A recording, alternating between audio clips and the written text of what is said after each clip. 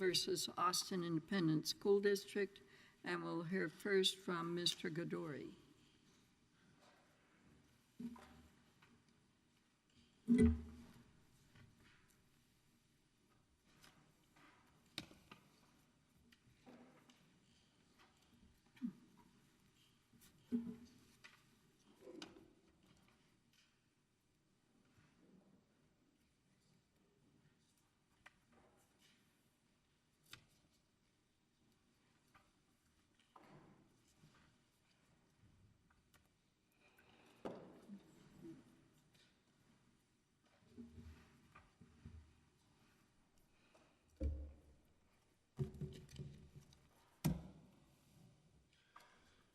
Good morning, and may it please the court. Chris Gadoury for the appellant, Crystal Ayon. Your Honors, this is a Section 1983 and Title IX case in which a then 5-year-old student at Uphouse Elementary School in Austin, Texas, within the Austin Independent School District, was repeatedly sexually assaulted by the bus driver of that bus over the course of several months in 2018.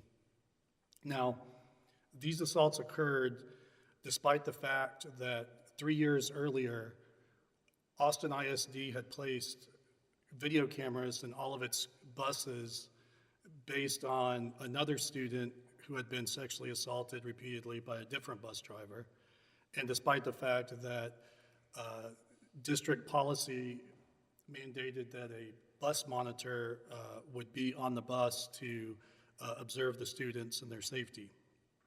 Now, in granting summary judgment for Austin ISD, the district court here misapplied the Rule 56 standard and essentially flipped it.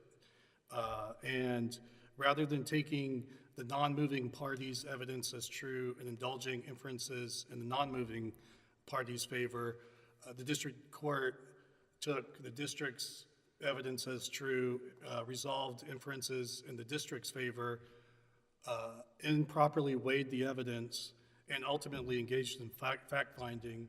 Well, beyond just saying that, how is that the case? Well, yeah, so we could get into that. So what the district court here did was it based its conclusion that the school district was negligent rather than deliberately indifferent. Its video monitoring policy and its... well, you know that deliberate indifference is a super duper duper high hurdle to get over. It is, Your Honor. There's a legion of cases that say that. I mean, it's there, et cetera, et cetera. So, you know, we know what the facts here are. We read it, et cetera, and you're making your argument to the district court construed to the contrary. But help us understand what in the record or what otherwise supports meeting the deliberate indifference standing. Yes. So, and I agree with you, Judge. The deliberate indifference, it's a much higher standard than negligence. The district court ultimately concluded negligence here. But when you look at both deliberate indifference and the issue of whether the district was sufficiently on notice that there could be a constitutional violation, both of those analyses require a review of the district's knowledge. What did the district know at the time, right? So at the time that the district started the policy of putting the cameras on the buses, we know that when they made that decision, the district had already been recording. They had cameras at all the school campuses, 137 campuses within the school district. But deliberate indifference requires a showing of conscious disregard. So what's the evidence? I mean, don't just give me the cases, but what is the evidence that you either didn't get to put in or that disentitles the school from judgment as a matter of law at Rule 56, or what would demonstrate the conscious disregard? Is it your argument, well, they put the cameras in as a result of the first incident, and then from that they what is the argument to show conscious disregard such that Rule 56 doesn't work here? You get to make another step. Right. So the school district testified in discovery that it knew that students were at risk in its district of being exposed to sexual predators. They testified that it was a risk to the district and it was a risk in general. So they knew there was a risk. So what did they do to mitigate that risk? Well, they first put cameras in the schools. And on top of that, they were live monitoring the cameras in the schools through a central command center that had access to every camera in every school, athletic facility, transportation facility, you name it.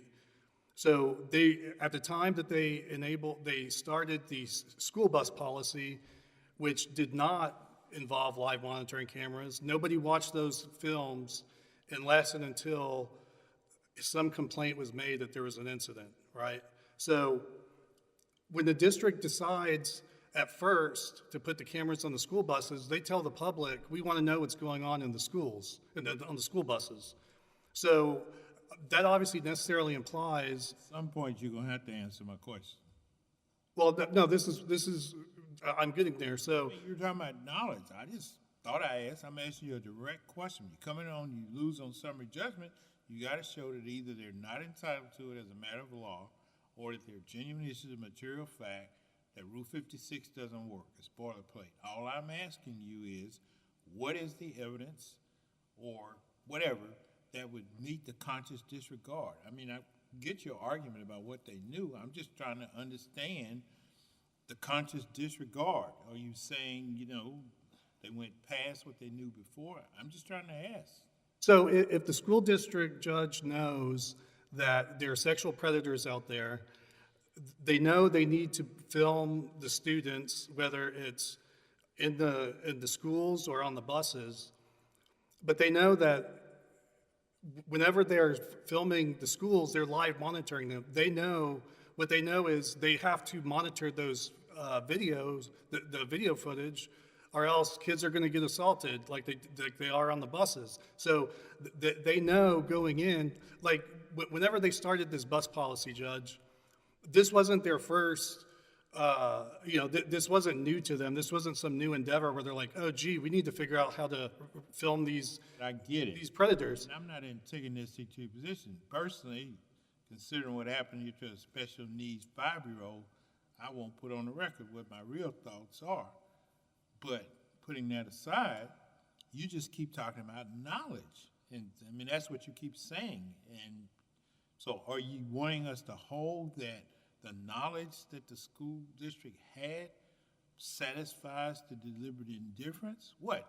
You started off in your argument. You said the district court erred because it construed the facts in a light most favorable to the non-movement.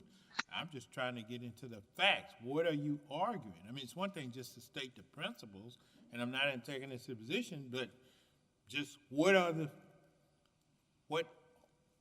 the facts that you say the district court construed in favor of the district that you say would go towards showing conscious disregard if you had a chance to go to trial? So knowledge is one part. The part that comes on top of the knowledge component is the school district made a conscious and intentional decision to not live monitoring the bus videos like they did at the schools. So they had already been monitoring at the schools for years.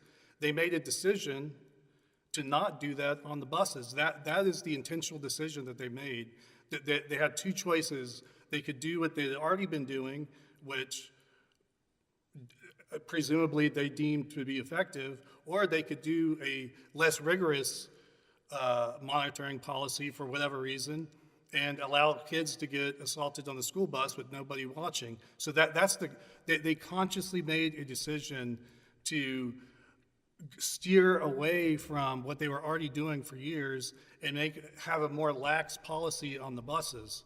And so would it matter if in this case, it's my understanding that the 5-year-old did report to her mother the situation, who then reported to the bus monitor. would it matter if the special needs child was not vocal, such that they couldn't articulate to their parent this happened? You know, the idea depends upon reporting under this model that the school district has set up. And this child was capable of reporting. Would it matter if in the facts the child were not capable of reporting because they weren't, they couldn't communicate some way? Yes, Judge, you are correct. The student at issue did eventually report the abuse, but as we put in our brief, the district admitted in discovery that relying on a 5-year-old special needs kid or any other elementary age kid to have the wherewithal to report abuse is not a proper policy to deter sexual predators. And so getting back to the evidence that the district court disregarded, the fact that the district court latched on to the fact that the district claimed for the first time in depositions in this case that these cameras were supposed to be deterrents to crime. But that explanation changes over time. The public statements that were made in a press conference said they want to know what's going on in the buses, which is pretty similar to a statement that would be akin to they would be monitoring like they do at the schools. In their interrogatory responses, they were asked to identify and describe the policies. They described the policy of not live monitoring. They say it was too much work, they couldn't do it. They mentioned nothing about deterrence. And then so now that everybody knows that they don't monitor, does that have any effect on the deterrence? Well, the problem is, Judge, is that at the time all this was going on, the employees in the district knew that the bus cameras weren't being monitored. They already knew they weren't going to monitor them. And so, you know, we deposed the bus driver. This is in the record. We asked the bus driver if he knew the cameras were being watched. If he knew he was being watched, would he have done what he did? And he answered, no, I would have never done it. Now the problem is, he then said something else, kind of controverting that. He said, right, and the district court, right, and the district court gets into that. But the problem is, the district court takes the transportation director's deposition testimony as absolutely true. That, hey, these are deterrents when, look, we have expert testimony here that cameras are not effective deterrents. The district had no controverting expert. But you're saying they're essential in the schools, but they're not effective? Well, so when I say a deterrent, Judge Jones, I mean, their argument is if you just place a camera in a school bus and nobody ever watches it, that it's going to deter sexual predators or other assaults. But that's not what they do at the schools. They live monitor those. Yeah, but I don't, you know, they've got a live, I mean, I'm not quite sure what you're talking about. I can see a room with about 1,000 cameras. Right, you're right, yes. Recess in the school and nobody can possibly see. Well, what it is, it's a bunch of monitors and they cycle through, so. Well, I understand. But the idea is cameras, the expert testimony here is cameras by themselves are not effective deterrents. There is no controverting expert testimony on that point. In fact, the district, instead of trying to have an expert opine otherwise, they simply tried to exclude our expert, and it was unsuccessful to do that.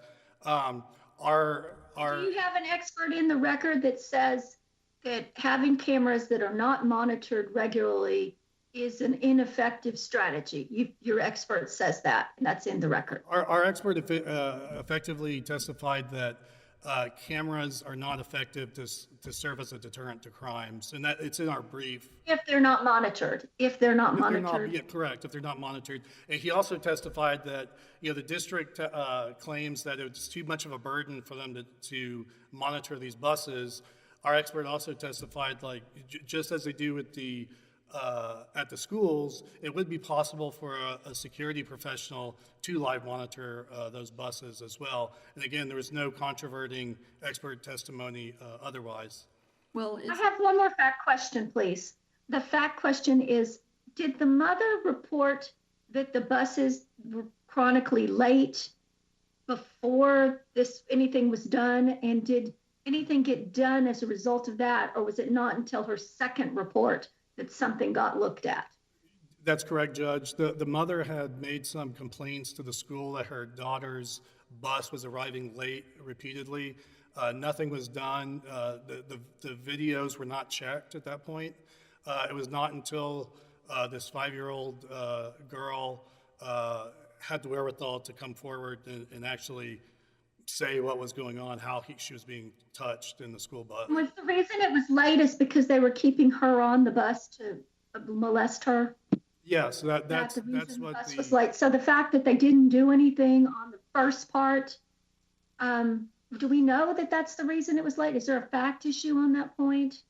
you know. Those first what would happen- outcries that were reported were not responded to, or do we not know that? Those facts are pretty well established in the record. What he would do, he would wait for the bus monitor to get off the bus, and knowing that there was nobody watching the footage, he had the opportunity once she left the bus to be able to do what he did. And that made it late. Yeah, that was part of the issue of the lateness and the initial call to the district. was it arriving late back to her home or when she went to school in the morning? I believe it was going back home, but that's something I can double check that during. I got the other impression, but I don't know. All right, your red light on. Thank you. Thank you. Sorry. All right, Mr. Brush.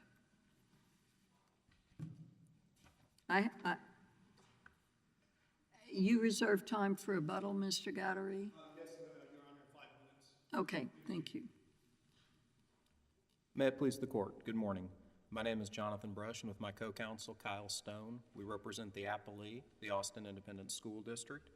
The district court correctly granted summary judgment in this case, focusing its analysis on the deliberate indifference prong, both with respect to plaintiff's Section 1983 and Title IX claims. And the district court's analysis was correct because the appellant here, both below in their briefing and now here, are largely describing a negligence case. The argument is that the district chose a security policy that was ineffective, that could have been better. That claim sounds in negligence, and Judge Stewart, you're correct. Deliberate indifference is a super-duper high bar. It's, under this court's precedent, a lesser form of intent. In Doe versus Taylor, this court made clear that deliberate indifference sits higher than gross negligence. So the appellant has to point to facts showing that the district knew the sexual assault was going to occur, or that it would have been completely obvious to anyone that it would have occurred. So for the constitutional claim, recall that the appellant has to identify district policy that causes the injury. The district's policy has to be the moving force of the constitutional violation. Here, the appellant identified two purported policies, and while I think it's arguable whether either policy qualifies as a policy for Monell purposes, the district court assumed arguendo that they did, and the analysis is most clean following that approach and focusing on whether those two policies could have been the moving force. The two policies identified by the appellant are, one, the video monitoring policy, and two, the bus monitor policy.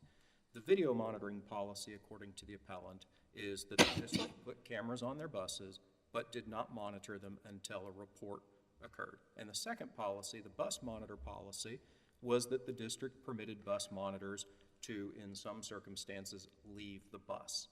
If we assume those are the two Monell policies, neither is facially unconstitutional. And because neither is facially unconstitutional, it's the appellant's burden to show that those policies were enacted with deliberate indifference to the obvious or known risk that constitutional violations would occur. Now, Mr. Brush, is there some evidence in this record that they didn't follow their first policy because they didn't check the videos on the dates that it was reported that the child was late arriving when the child may have been being molested when the child was late arriving? no, Your Honor. My understanding of the facts is that the bus arrived late in the evening as opposed to arriving late in the morning.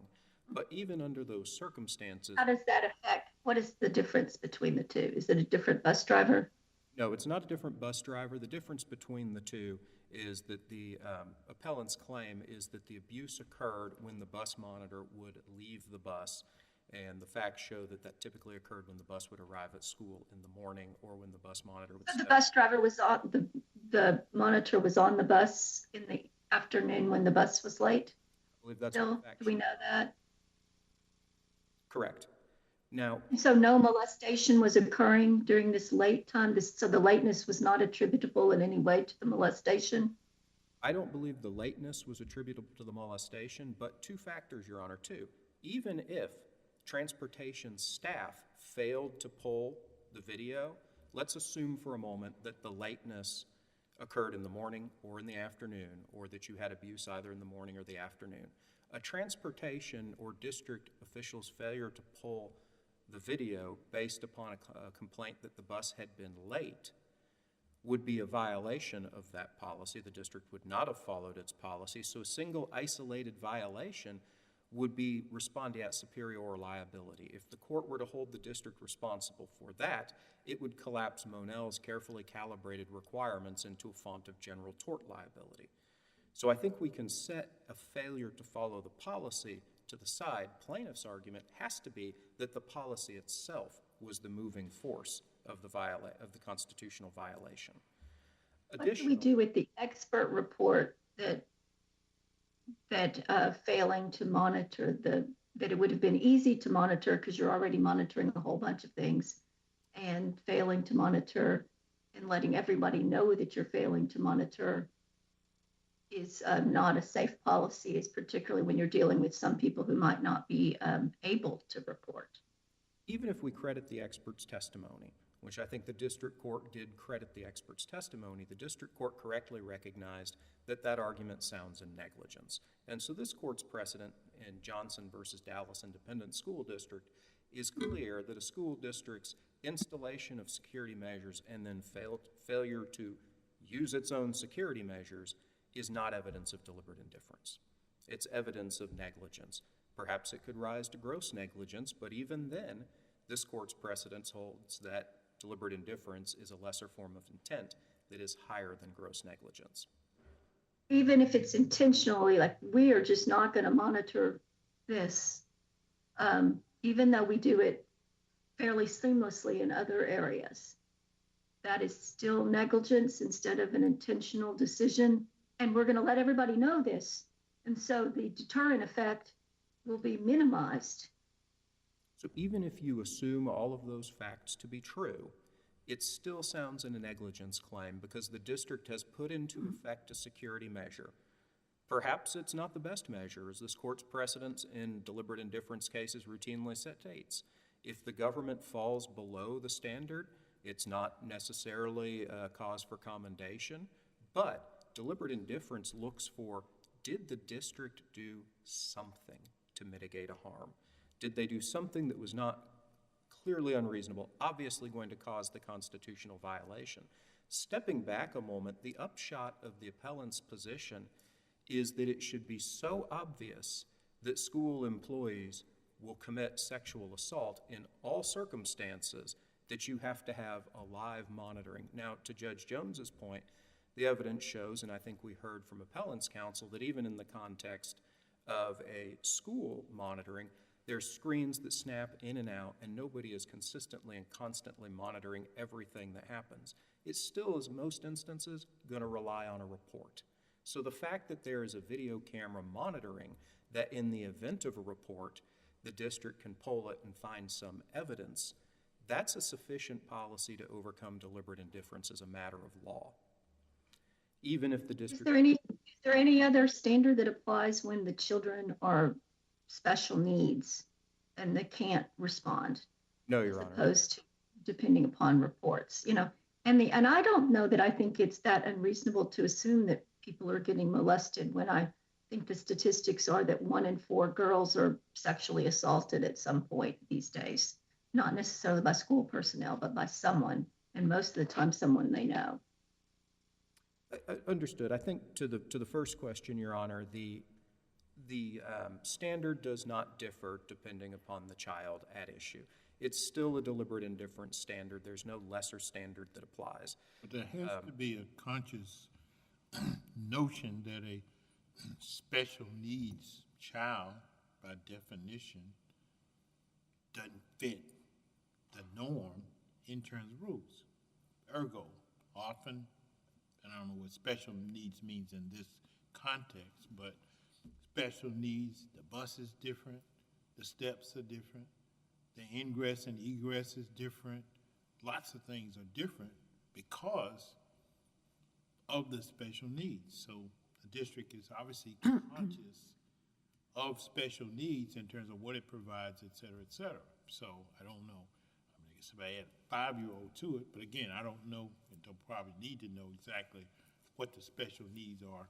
Sometimes that can mean mobility, sometimes it can mean other things, and I'm not trying to go there. I'm just trying to push the point of a generic policy at sort of one size fits all versus a situation where definitionally the student doesn't fit that norm, but I don't know that that's even argued in this case. Maybe it's not.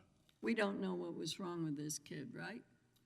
The record is, I think, relatively silent in terms of the specific conditions of the child and the child's IEP, the Individualized Educational Plan. So to the question, Judge Stewart, there is no separate standard based upon a student's special needs standards for purposes of constitutional dimension. Now, the Individuals with Disabilities Education Act and related disability statutes such as Section 504 in the ADA create a whole other body of jurisprudence that governs this area. But we're looking specifically at a constitutional claim.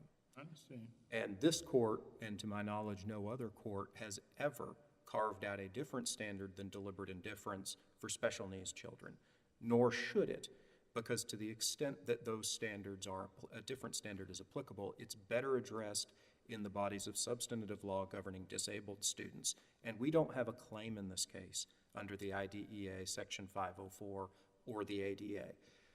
If we step back, we're looking at a case of constitutional dimension.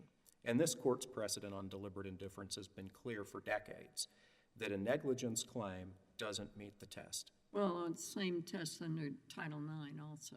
That's correct, Your Honor.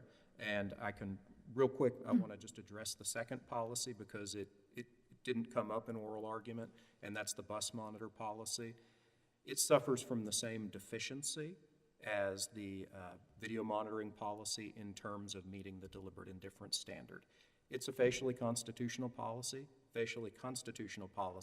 to allow a bus monitor off the bus. It's not so obvious that in all circumstances that would cause a constitutional injury. Even if the court looks at both policies together, because appellant argues that the district court mistakenly isolated each policy and failed to look at the totality of the circumstances, the court will still reach the same result. Neither in isolation nor in tandem do those two policies establish deliberate indifference. The plaintiff also fails to establish an appropriate pattern that could connect the policy or the risk to the board. And that's essential in a Monell claim because it has to be the actions of the policymaker itself, the Board of Trustees. And the Board of Trustees has to be put on notice that its policies are causing constitutional violations. And that's typically done through a pattern of prior highly similar constitutional violations. The district court found there was one prior instance. Appellant argues that the pattern would be as large as 8. Under a pattern of one prior instance, that doesn't meet this court's definition of a pattern as a matter of law.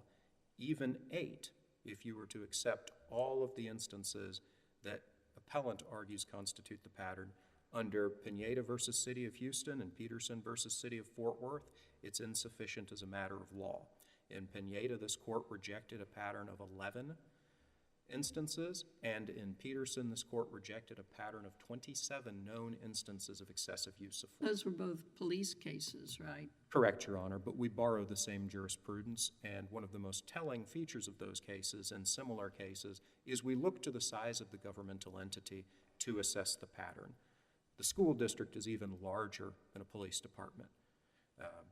The record shows that the school district has 72,000 students, 10,000 employees, and 116 facilities. Based on a governmental entity of that size, a pattern of 1 or 8 is insufficient as a matter of law. Now, Judge Jones, you raised the point about the standard under Title IX, and that's correct. Title IX also uses a deliberate indifference standard. The plaintiff's failure to overcome the deliberate indifference standard is fatal to the Title IX claim. And so... Now, just to follow up on that, we don't have to get into whether the Polosino case is correct or not, do we? No, Your Honor. Because there's a lack of causation here. Is that your position? I agree that the court does not need to wade into the Polosino case or the district court decisions that seem to, and the district courts are split on this within this circuit, to recognize a heightened risk claim under Title IX, different from a more traditional Gebser assault claim where you have a specific victim, actual knowledge victim, and deliberate indifference. And the reason why is under the heightened risk test, the first prong is that you have to have a policy of deliberate indifference to reports of sexual misconduct. Here, there is no evidence that the district had a policy of deliberate indifference to reports of sexual misconduct. For instance, the first bust incident on which plaintiffs rely, the 2015 incident involving the bus driver Young, that case, the district investigated, terminated Mr. Young's employment, and had him prosecuted, and he is now incarcerated. Additionally, the district responded to that incident by putting cameras on its buses. That step, even if plaintiff argues that it was negligent or ineffective, negates deliberate indifference as a matter of law to the first instance in the pattern. Each incident that the plaintiff argues constitutes a pattern the district responded to. There's simply no evidence in the record of a disregard of reports of sexual misconduct. The court should not adopt the heightened risk theory under Title IX or wade into it because it wouldn't change the outcome in this case, in the first instance, because the appellant can't get over that first hurdle. The district court correctly recognized that even if the court were to assume heightened risk applied, that this plaintiff can't make out the elements. So we wouldn't change the result in this case. It would also recognize, it would substantially expand an applied private right of action under Title IX, which this court should not do, and it would run contrary to the Supreme Court's requirements in Gebser and Davis that under the spending clause, a governmental entity has to have actual knowledge so that the implied private right of action fits the legal fiction of the contractual relationship giving rise to liability. This case simply doesn't present the correct facts to even approach the heightened risk, nor should the court adopt the heightened risk as a matter of jurisprudence. All right. We believe that the district court correctly granted summary judgment, and this court should affirm. If there are no further questions, I'll yield the remainder of my time. Okay. Thank you, sir. All right, Mr. Gadoury. All right. I can't hear you. Step up to the podium. You weren't on my list, but that's okay.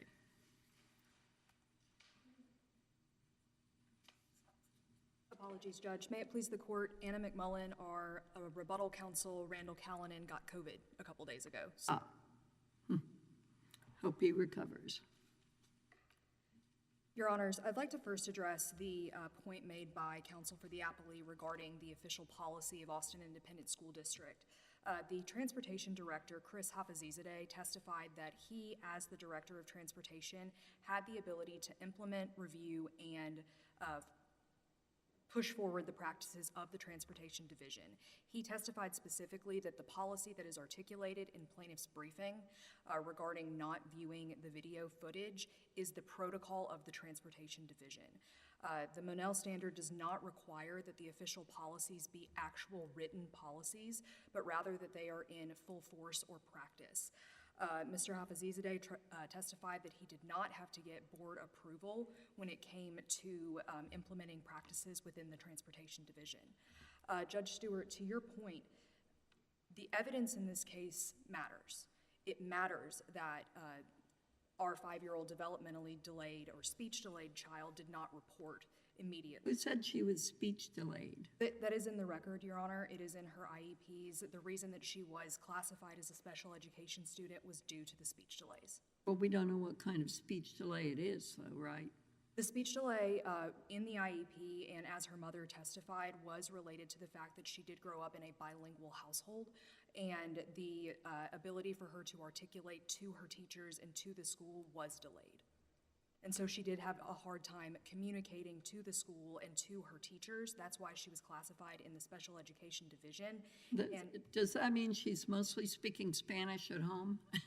The language, an interesting distinction, Your Honor, and the language issue was the fact that she was not able to articulate correctly in either language. Ultimately, the outcry was made after a physical admission in the home. She urinated on the floor, and her mother finally realized that there was something wrong. That was when she began questioning the child at length. And it matters that she was not able to articulate. Is all this in the evidence? Yes, Your Honor, this is all in the evidence. Put your mic down, just, Sorry, the heels are not tall enough. no worries. The fact that this child was not able to report for 3 to 4 weeks is important in this case. The video footage that was captured on school buses was captured on hard drive only cameras on the school buses. They had limited storage capacities. Once those storage capacities did reach that fullness, they were overwritten. So when the video of instances, or if there was not a report made within 3 to 4 weeks, that video would be lost. There was no way to recover it. The police chief for AISD testified that, or did agree that relying on special needs students to report any instances or allegations of assault on a bus is not an effective way of protecting its students. Okay, well, stop where you are, since you say facts matter, but go back to where we are. We've got an appeal where summary judgment has been issued. Counsel started saying error number 1 is the judge construed the facts against the non-movement. B, counsel argument, everyone's arguing the law. So my question, since you don't have a lot of time, is A, are there genuine issues of material fact that warrant reversal of summary judgment, or the proposition of law that's been made is that no facts, no matter how they're construed, can satisfy the deliberate indifference standard. So make your best minute and 11 on either one of those of why reversal. Not necessarily that what you're saying isn't true or good or whatever, but your own summary judgment, so you got to. Yes, Your Honor. So the summary judgment hinges on the conscious choice of the district. So the facts show that the district had knowledge of the prior sexual assault in 2015. They then installed cameras on the school buses. That is supported in evidence that are hard drive only cameras. These hard drive only cameras on the interior of the buses are the only place on AISD campus that cannot be reviewed in that live room. Now, to Judge Jones's point, relying on someone to review video footage as it comes in consistently all the time is not necessarily effective. However, the district, this is supported by the facts in the record, the district's live cameras throughout the other campuses are cloud-based storage platforms. They are not overwritten. They are not lost. There is a fact issue here about when all of the abuse did and could occur. The only video footage that we have of abuse is from the 3-week period prior to the outcry. That is when the school bus was arriving early at school and the bus monitor was leaving. However, the mother did report that the school bus was arriving late. However, the video was not pulled and not reviewed about those late arrivals home because the video was gone with respect to that time. That is a fact issue about whether or not it could have been caught, it could have been reviewed. Additional facts that lend to the summary judgment standard, Judge Stewart. The video cameras that were put on the inside of the buses were different than the video cameras that were installed later on the outside of the buses. The bus stop arm cameras had Wi-Fi capabilities and streaming capabilities where they could be reviewed, and they were in fact reviewed by a third-party vendor. You know what? All of this to me is building up a case for negligence rather than deliberate indifference, because the more, I didn't know there were cameras on the outside as well as the inside. There is a bus monitor. So you're saying, was the bus monitor present or was the bus monitor not present? When the actual abuse instances occurred, Judge Jones, the bus monitor was not present. The policy that is in place, that is written down, is that the bus monitor is supposed to be on the bus, or there are supposed to be 2 adults on the bus. So they can't go to the bathroom. That is what the written policy says. However, the transportation director said that the official or the promulgated protocol or the accepted practice was that the bus monitors could leave the bus, leaving only 1 adult on the bus with the children. And so ultimately, the distinction between negligence and conscious indifference is the intentional choice. In these school buses on the interior, it was an intentional choice to put these hard drive only cameras on the bus. It was an intentional choice to have the policy be that there could only be a review if there was an incident reported by the students. In this case, by the students that were classified as special education students. And in the case of What is the evidence that this was a special bus? that is clear in the record, Your Honor. It was the number of the school bus was classified as a special education only transport bus, and Uplift Education, where my client was a student, was a special education classified venue. Well, that does, okay, but that doesn't, if it's right next door to the regular school, as some of them are, you might have been taking the regular students there also.